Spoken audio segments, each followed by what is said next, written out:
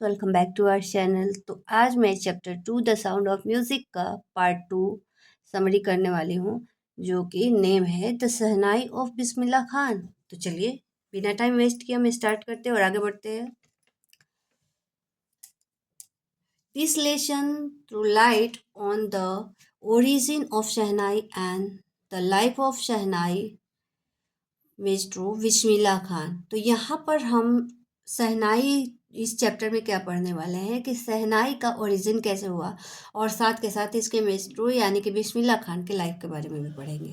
Okay, Bismillah Khan is greatest player of shehnai today.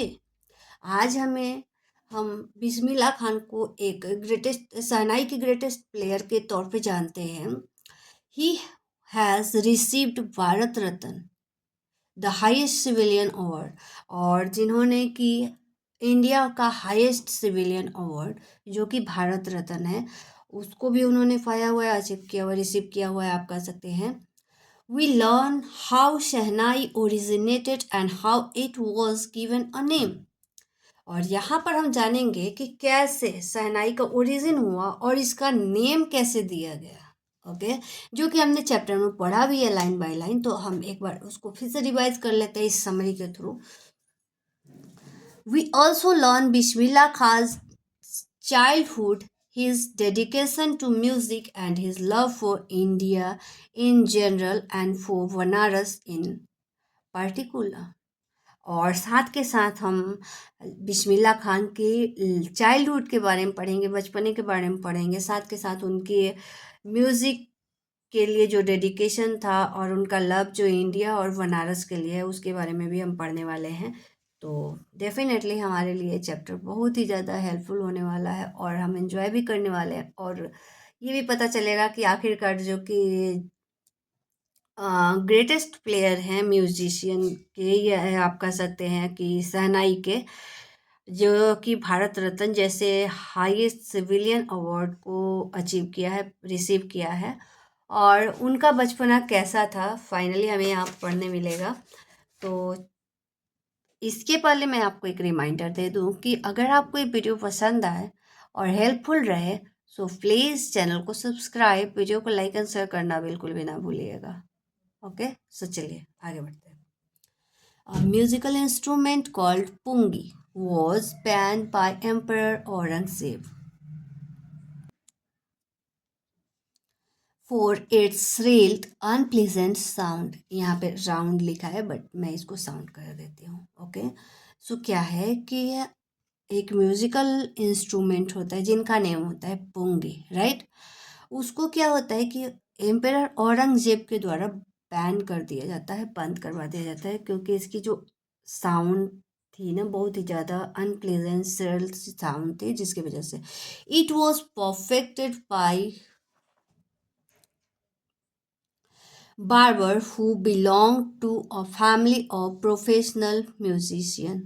और ये किसके द्वारा, बार्बर फैमिली जो कि म्यूजिशियन प्रोफेशन से बिलोंग करते उनके द्वारा थे। He played it in the chamber of the king. और ये क्या करते थे, ये वो किंग के चैम्बर में यानी कि उनके कोर्ट में प्ले किया करते थे। It's sound was appreciated by the emperor.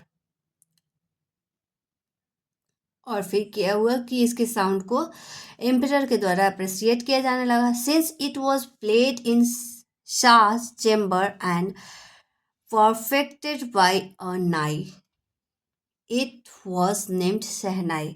अब क्या होता है कि पहले पुंगी बजता था और उसके बाद आया ये शहनाई, और शहनाई क्या हुआ कि ये किंग के चैम्बर में बजना स्टार्ट हुआ, यानी कि उनके कोर्ट में वहाँ पर ही बजना स्टार्ट हुआ, जो कि किंग, इसकी साउंड किंग को बहुत ज़्यादा पसंद आई और इसको किंग ने अप्रिसिएट कर रहा। और तब से क्या होता है, क्योंकि ये शाह शाह चैम्बर में बजा।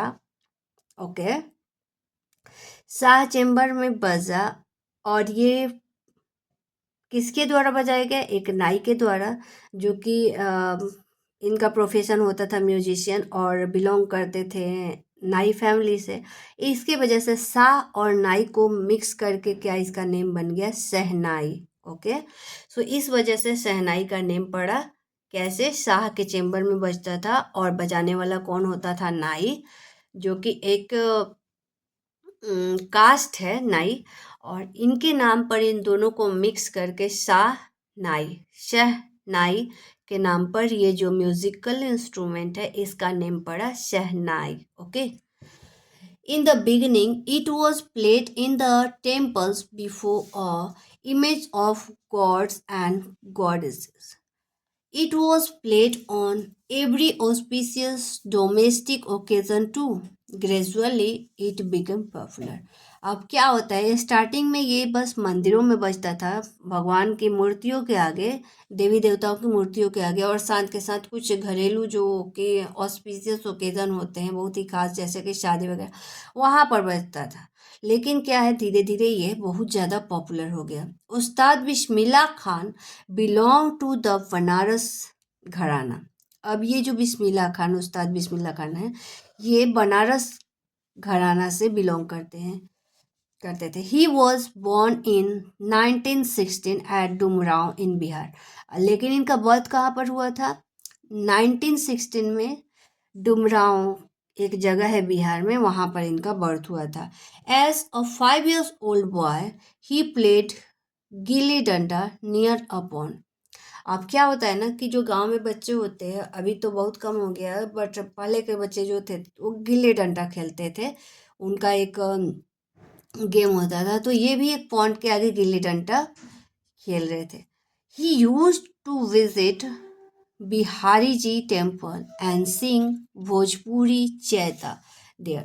और फिर ये क्या होता था कि ये एक बिहारी जी का टेम्पल था, वहाँ पर ये जाया करते थे, और वहाँ पर जाके एक अम, एक तरह का म्यूजिक होता है जो कि बिहारी चैता के नाम से जाने जाते हैं, चैता के नाम से जाना जाता है, जो कि बिहार में गाया जाता है, वहाँ पर ये गाया करते थे. He would won a big laddoo from a local maharaj as a prize.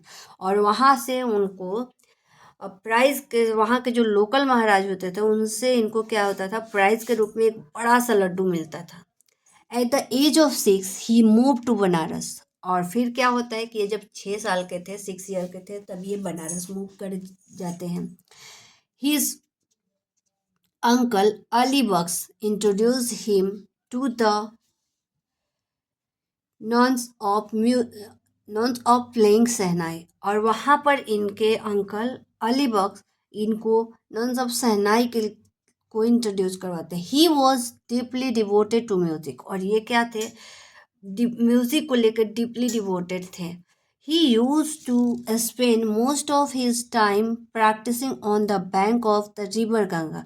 और ये अपना ज़्यादातर टाइम गंगा के किनारे बैठ के अपने म्यूजिक को प्रैक्टिस करते रहते थे. The theme of his music are deeply affected by the flowing water of the Ganga.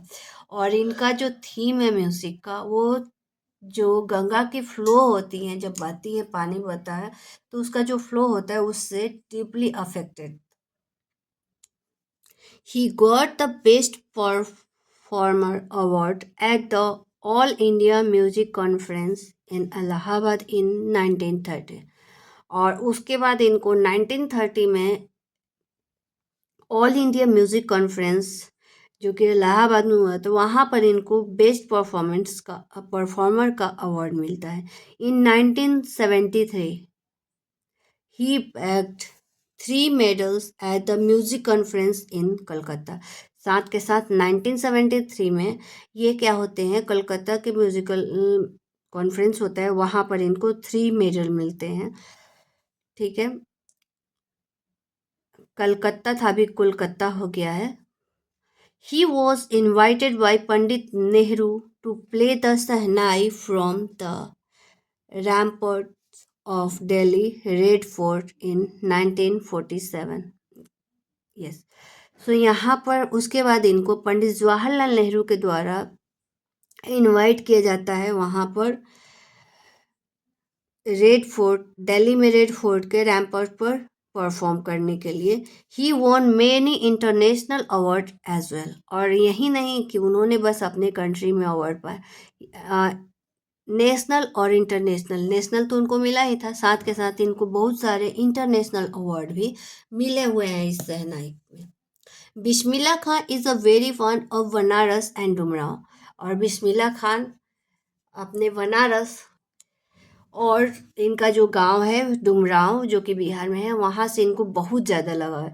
He decline as an offer from one he is a student to settle in the United State, और इनको जब क्या होता है कि United state में settle होने के लिए इनके ही एक स्टूडेंट को द्वारा ऑफर मिलता है, तो ये क्या कर देते हैं, उसको रिजेक्ट कर देते हैं, डिक्लाइन कर देते हैं।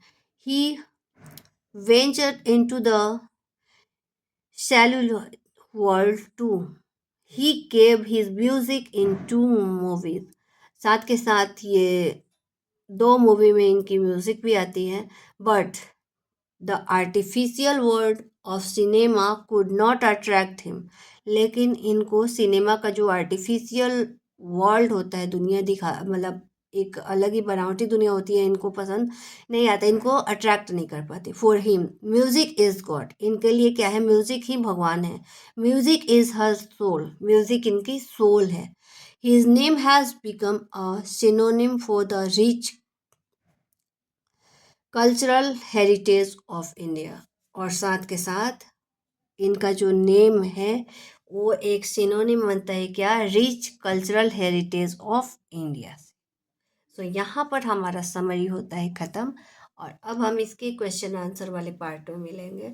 लेकिन हाँ, आप चैनल को सब्सक्राइब ज़रूर कर लीजिएगा, जिससे कि आप कोई भी वीडियो मिस ना करें, और लाइक एंड शेयर कर दीजिएगा। आप इसको प्रैक्टिस करिए, आप को मैं 100% गारंटी दे सकती हूँ कि आपके अंदर जो इंग्लिश का डर है वो बिल्कुल ही ख़त्म हो जाएगा, और आपको बिल्कुल भी डर नहीं लगेगा। ऐसा नहीं लगेगा कि अरे इंग्लिश है, हम नहीं इतने सारे हिंदी वाले वर्ड्स हमें कैसे समझ में आएंगे या कुछ भी। सो आपको इंग्लिश में कोई प्रॉब्लम नहीं होगी, ये मेरी गारंटी है। तो चलिए मिलते हैं और नेक्स्ट पार्ट में। तब तक थैंक यू, बाय बाय।